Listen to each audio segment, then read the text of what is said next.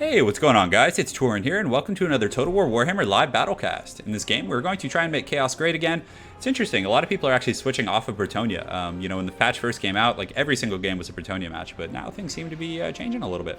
So we're going to go ahead and have some fun. We're going to get Archaon the Ever-Chosen. We're going to get the Crown of Domination, and as far as his abilities go, we're going to cut down on a lot of these, and probably just bring the Flaming Sword of Ruin, to be honest, and just go for that kind of Kindle Flame synergy. So on top of that, let's also get an Exalted Hero. We're just, again, it's not going to be the most competitive build, in my opinion, but we're going to kind of try something a little bit different. So on top of that, we're going to get some of these bad boys, some Aspiring Champions, also a very, very good pick.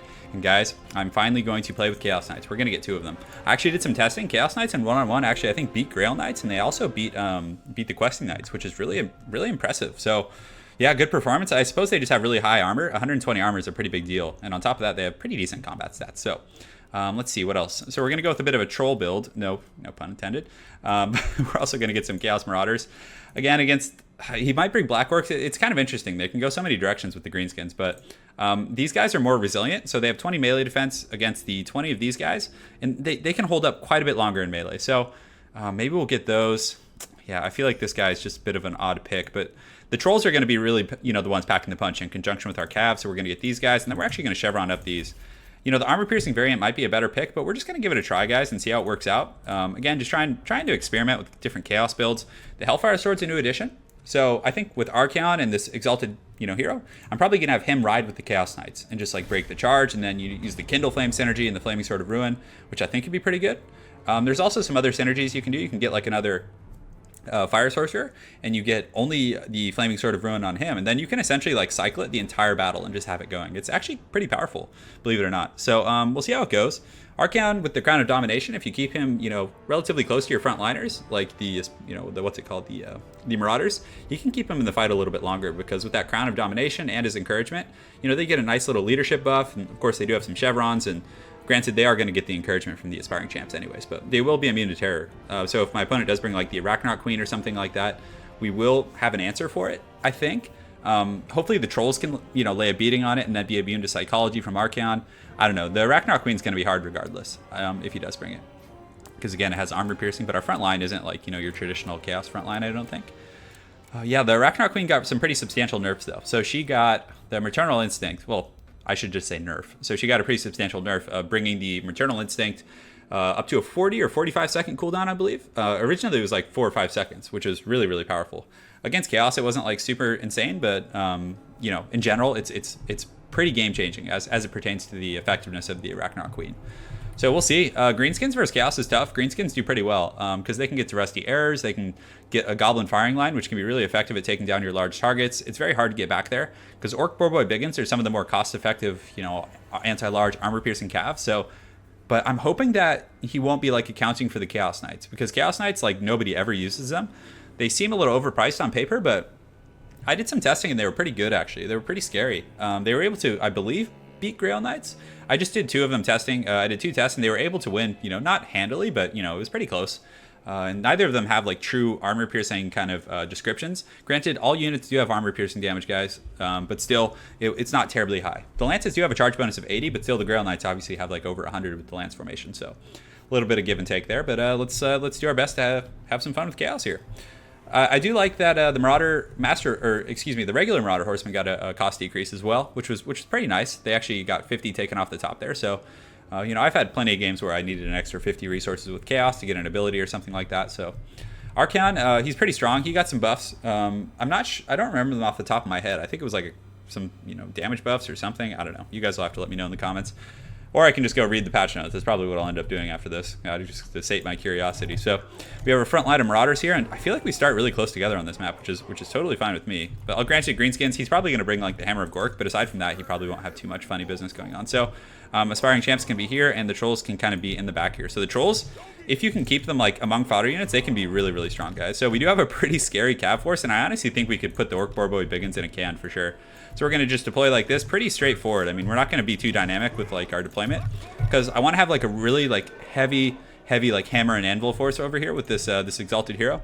And he does have the Hellfire Sword, and it actually does start available to me, so I can use it right away, which is going to be really nice. So what I plan on doing is just getting a very heavy shock charge and using the Flaming Sword of Ruin with Archaon. It's pretty much the only ability I brought, and he does have this Crown of Domination, so you can see, let's go ahead and check the Sphere of Influence. So I probably want to get him a little bit closer, because now it's going to hit all of those guys there who will be immune to Psychology, and we'll get 4 leadership, which is nice. I wish the Sphere of Influence was like a little bigger, you know, like maybe like 80 or 100 meters, but I mean, I don't think that would be that overpowered, right? I mean, there's plenty of abilities like the Grail Reliquary, although the Grail Reliquary I think is about the same. I don't know, what's the Sphere of Influence on that, but anyways, we do have the Chaos Hounds, which are really, really good for breaking the charge of like Orc Boars, or anything in general, because they're fodder, essentially. And in breaking the charge, they're also going to apply poison, which then allows your Chaos Knights and other units to get in there pretty effectively. Also, guys, the Chaos Lord did get the filthy mace, or I feel it's some sort of a mace that does have poison and some other good things on it. I believe it makes him cause terror as well. So Chaos got some nice little gimmies. Nothing too like crazy, but you know, still decent. So we're gonna just kind of march our main formation up. He does have the Arachnaut Queen. He does have Orc Boys, some Black Orcs. So we're going to be putting a ton of pressure on his back line because, again, the Arachnaut Queen is a very expensive investment. What he'll probably do is summon spiders to kind of break the charge of our Chaos Knights, which is fine. It's going to be tough to get around that. But then when we get in the back line, hopefully we can get some pretty devastating charges on some of these Orc Boys and some of these other units and, you know, see how that goes. So we do have a lot of backline pressure for sure. Frontline, he does probably have a superior army. He's got some Black Orcs and different things like that. So we need to get in here and do some serious work in the back line for sure. And I think we have enough cav that we can get away with it. And, you know, he's going to have a little bit of trouble. So you can see the spider turns, and he's summoning some spiders right now, it looks like. So what we're going to do is just kind of pull back like this. And hopefully he summoned the spiders like somewhere over there, or he's already summoning it, and it doesn't look like he was. So that's a bit unfortunate, but it's okay. So we're going to get these guys engaged here, get these guys engaged here, these guys here. And the trolls, we want to make sure we get them on the Black Orcs. Perfect. So we're going to re-engage here with these knights, kind of just get in position. And we probably can use the Flaming Sword of Ruin on our front line. I feel like it's going to be pretty important for this initial battle. We're going to get Archaon there as well. And we are going to have a lot of immunity to Psychology, which is going to be really nice. So our Chaos Knights are going to come in. We probably want to just get all the way around the back. And I'm surprised if he's going to come out here and engage me with his Night Goblin War Boss. That is going to be a risky play for sure. So we're going to charge in there, just get, you know, nice and aggressive. We're going to pull these hounds up and around like so. And the Aspiring Champions are going to do pretty well. And yeah, this is going to hurt for sure. Unfortunately, yeah, so we need to find the Rusty Heirs wherever they are. So it looks like they're over here. We did get some Chaos Marauders too, which is good. So we got the Marauders too. We were able to take advantage of our speed. Archaon seems to be doing a pretty good job in the front line. We're able to really do some work. And our Chaos Knights have surrounded and are doing some really good damage to that Night Goblin War Boss. So Chaos Knights are pretty elite for sure. So let's go ahead and get this guy around, make sure he's kind of fighting a unit, not congested, but we were able to get some Hounds and Marauders in the back to shut down that missile fire. So the Flaming Sword of Ruin, I kind of wish I had saved it now to get that big like burst over here, but still it seems to be going pretty well. So we're going to do a bit of a tactical retreat right now. We don't want to just sit in there and trade with the Queen because they have like big shock damage. So we want to take advantage of that. And I think he did use his potion right now, so that's pretty solid. So let's get these Marauders through over here.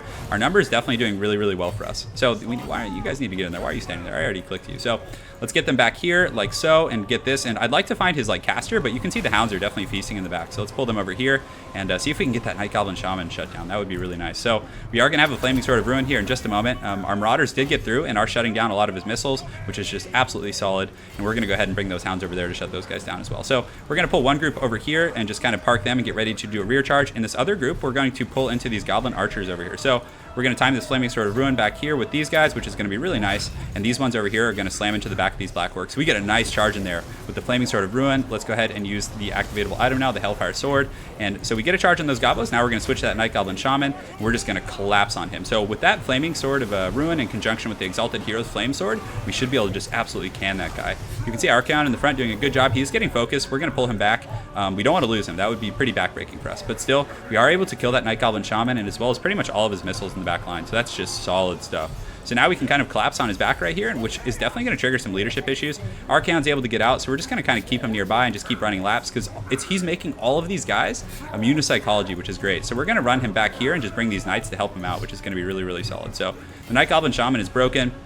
My opponent no longer has the ability to, cast and do things like that, which is great. We do get some Chaos Knights in the battle over here who are doing a pretty good job, but we're going to pull them back and kind of regroup over here. And yeah, let's get Archaon fighting. Why not? And bring this group over here. And we probably want to try and skewer some of his other heroic units now. I think that's probably going to be our best bet. And we do have a Flaming Sword of Ruin in a few seconds, which is going to be pretty good. But man, that Arachnaut Queen is going to be really tough to kill. So we're going to charge in there right now, see if we can do some good work. And Archaon, let's go ahead and use the Flaming Sword of Ruin to just essentially hit whatever we have left. So we have some Marauders fighting. The Trolls are here. We want to probably get them on the Arachnaut Queen. We want to get Archaon back and just, because again, you can see my opponent is force pathing the Arachnaut Queen after my Lord, which is going to be pretty scary for sure.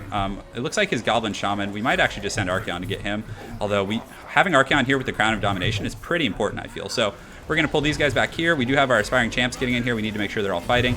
And let's pull our cav back and keep Archaon relatively close by, because we don't want to terror out. And yeah, you can see those trolls got terrified, actually, which is pretty unfortunate. So, yeah, we're going to have to do some cycle charging here, but unfortunately that Goblin Shaman does come back. So let's go ahead and sick those wolves over there, try and get them. And we do have some troops regrouping, so we're going to try and regroup and get a little battle formation going here. And what do we have fighting still? Yeah, mostly aspiring champs, which is a little bit scary for sure. But let's go ahead and charge in and see if we can do some work against the Arachnoid Queen, perhaps. Yeah, let's get in there. So Archaon's going to just kind of sit nearby, just continue to use the Flaming Sword Rune, and our Hounds are able to do pretty good there. So we're going to have him, looks like, yeah, we want to finish that Goblin Shaman and just kind of, keep saving up for the Flaming Sword of Ruin here. So we do have some trolls coming back as well. We are able to get a decent little surround on the Arachnoid Queen, but still, it's just so heavily armored in the Chaos Knights. I don't know if we have like the means of dealing with that. So what we might do here is actually do a bit of a tactical retreat here. Just pull these guys back. So let's go ahead and select everyone and degroup them and just kind of posture back here and try and regroup. Because what that'll do is then it'll make him have to like use his, oh man, those other Chaos Knights definitely took some, beating for sure. But the trolls do have regeneration, which is really nice. We do have some units trapped in here, I think. Do we have our Exalted Hero? He's trapped, it looks like. Yeah, so we need to try and get him out of here for sure and just have him chase down some of these loose units over here. On that same coin, we do want to get these guys over here and have them go Lance, because at this point, our Knights aren't going to be that useful. Yes, we still have quite a few troops, so we're going to try and regroup and get like a little blob and let our trolls regenerate a little bit. So let's pull these guys back here. Man, that Arachnoid Queen is just in such good shape, but the rest of his army isn't. They're pretty tattered for sure. So he's overextending a little bit here, which is good, because if he overchases, we might be able to just like get a little bit of a cheese on those guys. So you can see my opponent wisely pulls back, so we need to just regroup, just let those trolls regenerate, because you can see their HP is going up pretty rapidly here. So Archaon has enough for, it looks like, a Flaming Sword of Ruin. He might be able to get 2 more off in this battle. So in the back line, it looks like he has some Goblin Archers. We do want to get our Knights and just start riding down some units that are kind of separated from their friends. Let's go ahead and see. But he's going to have more Spider Summons here too, which is really tough. So yeah, we need to get our Knights over here and just put them in Group 2. Have them go do a little something else. Get these guys, put them all in Group 1, and just get ready to fight again. So the trolls are regenerating. I would like him to get a little bit overzealous and like come after some of my units here. Yeah, it's definitely tough. I mean, we didn't have too much armor piercing for the Arachnoid Queen. That was definitely one of the big issues, and that's where Shaggets really shine in many matchups. So we do have our Hounds coming back, so let's go ahead and finish some units, try and bring the balance of power back a little bit, and pull back just a little bit more, allow our Knights to kind of, advance and start pressuring the back line a little bit. Oh yeah, and it's nice that we do have these Marauders, and it looks like did he summon some Spiderlings back there? It looks like he did, so he's going to try and use those to protect his back line, which is pretty wise. So we'll have these Marauders, engage them, and then we'll try and get those Goblin Archers with everyone else. So, he's going a little bit wide, which is fine. The Troll's continuing to regenerate, which is really good. It's exactly what we need. We still do have Aspiring Champions and also this gentleman over here. And, yeah, it looks like the Hellfire Sword only recharges when in melee.